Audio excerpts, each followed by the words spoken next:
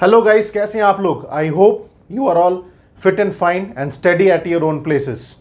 आप सभी का स्वागत करता हूं Arun the coach YouTube channel में। मैं Arun Goswami, sales, communication skill and a public speaker coach and trainer. I work very closely to the people to understand their true potential and utilize in their life to make their life easy and effective as well as productive. You can connect with me for any such type of services. I have given all the details of my contactability in the description. So let's start today's topic. Today's topic is totally dedicated, or you can say the continuation of You Can Sell Anything. अगर आप मेरे channel में नए हैं तो please subscribe करिए, मेरे videos को वॉच करिए, लाइक करिए, यस शेयर ज़रूर कीजिएगा। Your subscription is a big motivational factor to get the maximum out of me and to share with you people. आगे बढ़ने से पहले I would like to thank to all my viewers and all my subscribers. Please keep your blessing so that I can get, or I can give you the maximum out of me and can give the better out of me.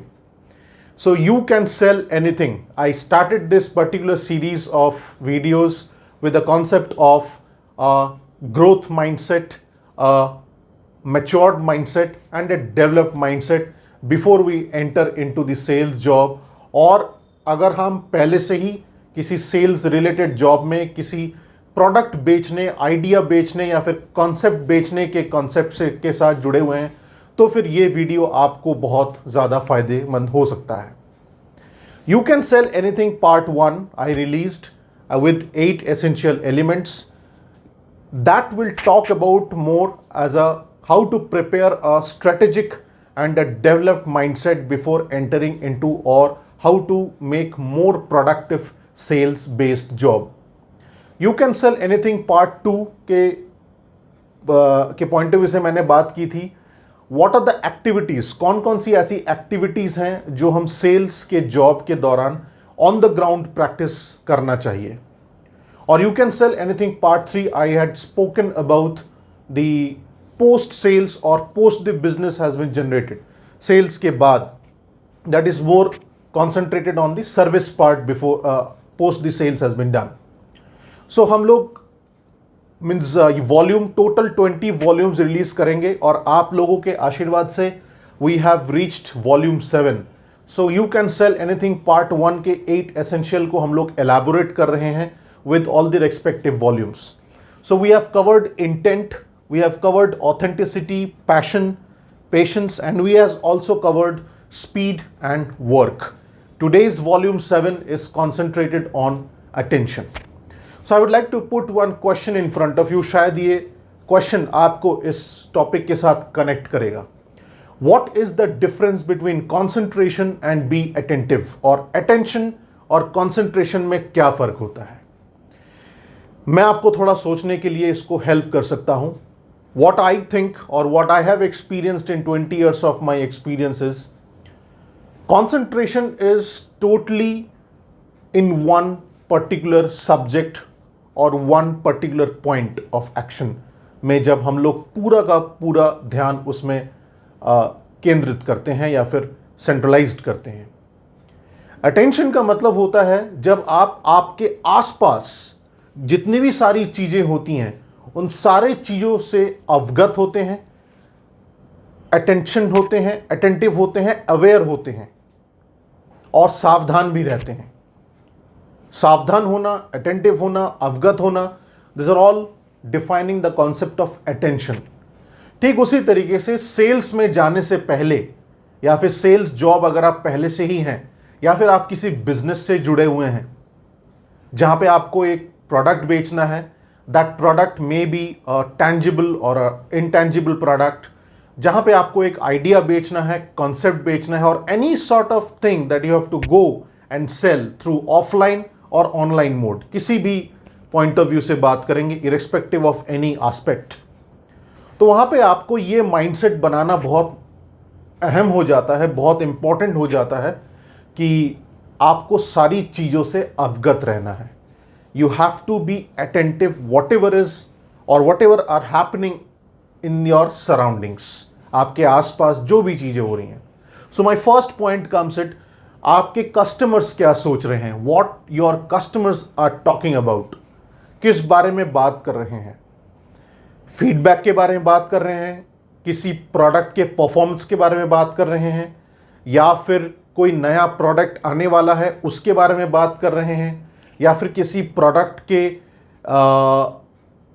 Effects के बारे में बात कर रहे हैं, उनकी ज़िंदगी में क्या इफेक्ट आ रहे हैं, इमोशनली क्या इफेक्ट आ रहे हैं, फाइनेंशियली क्या इफेक्ट हो सकता है। ये सारी चीज़ें आपको एक प्री माइंडसेट के हिसाब से सेल में या फिर कोई प्रोडक्ट बेचने से पहले या फिर सेलिंग प्रोसेस से पहले ये माइंडसेट होना बहुत ज़रूरी है। So you have to pay your attention that what your customers are talking about. तो मतलब आपके आसपास आपको ध्यान रखना है। What are the newest trends, नया फैशन, नया ट्रेंड, नया डिज़ाइन, नया प्रोडक्ट लॉन्चिंग, नए प्रोडक्ट्स के बारे में, ये किसी भी प्रोडक्ट में आप बात करेंगे या फिर किसी भी आइडिया के बारे में बात कर रहे हैं, इन आइडियाज़ के साथ आपको मालूमात होनी चाहिए। जो कि मैंने आपको एक्सप्लेन किया था वर्क के बारे में। वर्क मीन्स आप जो काम करते हैं उस काम में आपका पूरा का पूरा ध्यान होना चाहिए। किसी भी काम को अच्छा करने के लिए कंसंट्रेशन चाहिए। किसी भी काम के क्षेत्र में आपको बहुत अच्छा होने के लिए आपको अटेंशन चाहिए। जब आप कंसंट्रेशन और अटेंशन के साथ काम करते हो उसी को वर्क कहते हैं, और जो काम जिस वक्त आपको होना चाहिए उसी को स्पीड, और उसी के साथ आपका पेशेंस ग्रो होता है। पैशन को तभी आप फॉलो कर पाते हैं और ऑटोमेटिकली आप एक ऑथेंटिक और प्योर इंटेंशन वाले सेल्स प्रोफेशनल बन सकते हैं। ये माइंडसेट होना बहुत ज़रूरी है। एक स्ट्रेटेजिक माइंडसेट प्रिपरेशन कॉन्सेप्ट है। मैंने आपको बोला था ना, this 8 essential element is basically a mindset machinery tool. इस मशीनरी से आपको गुजरना बहुत ज़रूरी है। That's why I am talking about volume 7 में मैं अटेंशन की बात कर रहा हूं। इस अटेंशन के वॉल्यूम को भी आपको बहुत अटेंशन के साथ और कॉन्सेंट्रेशन के साथ सुनना पड़ेगा, देखना पड़ेगा। Please watch my channel, watch my videos. What your customers talking about, what the newest trends, pay attention to every event। जो भी आपके आसपास हो रहा है, everything, सब चीज में ध्यान रखिए। Customer, organisation, your manager, your own personality, your own speaking ability, your own communication skills, your own presentation skills, what are the marketing activities being happening to promote that particular product, everything। Marketing activities के पीछे भी बहुत सारे emotional thought process implement किए जाते हैं।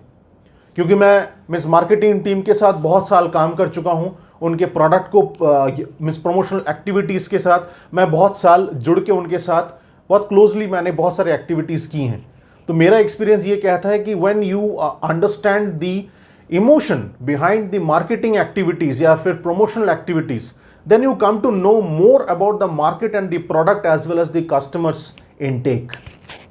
So you have to pay attention which is happening around you. Influenced by competitors, आपके sales के प्रेजेंटेशन को और ज़्यादा चार चांद लगाता है जब आप कॉम्पिटिटर्स के बारे में ध्यान रखते हैं, कॉम्पिटिटर्स के बारे में ज्ञान रखते हैं। कॉम्पिटिटर्स आपके प्रोडक्ट को, आपके प्रेजेंटेशन को, आपके मार्केट प्रेजेंस को बहुत ज़्यादा इफेक्ट करती हैं, और वो बहुत पॉजिटिवली इफेक्ट करती हैं। डिपेंड आप कॉम्पिटिशन्स को किस पॉइंट ऑफ व्यू से लेते हैं और किस एटीट्यूड से एक्सेप्ट करते हैं, और किस एटीट्यूड से एक्सेप्ट करने के बाद किस एटीट्यूड से उस कॉम्पिटिशन्स के कॉन्सेप्ट्स को कस्टमर्स को समझा के और कस्टमर्स के हित के पॉइंट ऑफ व्यू से, उनके फेवर के पॉइंट ऑफ व्यू से उनको समझाते हैं, उनको एक्सप्लेन करते हैं या फिर खुद समझते हैं। That's why you have to be influenced by competitors. Don't get comfortable. ये एक बहुत बड़ा जहर है। इस जहर का सेवन करने से आप मार्केट में प्रेजेंस बनाने में चूक जाएंगे। आपको कंफर्टेबल कहीं नहीं बैठना है, आपको दौड़ना है, आपको चलना है। अगर आपको दौड़ना नहीं आता तो चलिए। अगर आपको आगे बढ़ना है तो रुकना नहीं है आपको।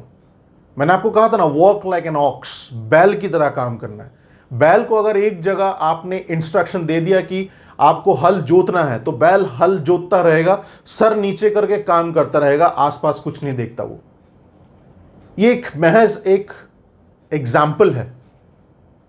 उस एग्जाम्पल को अगर आप अपने जिंदगी में इंप्लीमेंट करते हैं तो सेल्स एंड मार्केटिंग में आप बहुत नाम कमाते हैं। Continuously you have to do the business development.